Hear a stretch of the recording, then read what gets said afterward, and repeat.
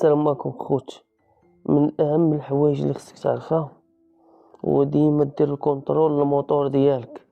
عرفتي اليوم وقع ليا واحد البلان اللي ما كنتش متوقعه وبرد ليا الماء في الركابي.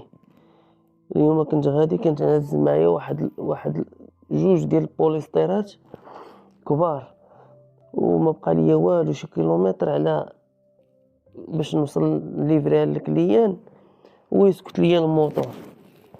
دار طق ويسكت وبقيت تنقلب والو. ايوا بقيت دافع على الموتور وانا لابس الجاكيطه سخونه ديال الموتور والكاسك، وهز معايا داك الثقل عرفتي يطلع ليا الدم. واحد الساعه وانا نعاود نديماري هو يديماري، زدت بيه واحد شويه وهو يسكت. قلت هدا دايك ما ليسانس، وانا على بالي راه ليسانس دايرو. ولفت ندير البلان فيه دو جور. ملي مشيت تنقلب حليت الريزيرفوار وانا نلقى ما فيهش ليسانس. قلت الله، عرفتي عاد رجعت فيا الروح.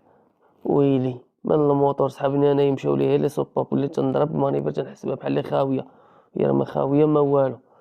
لهذا الاخوان ديما الريفيزيون قبل ما ديماري الموتور، باش لا وقع لك شي اون بان ما يوقعلكش لون بان، تكون داير الاحتياط من الاول.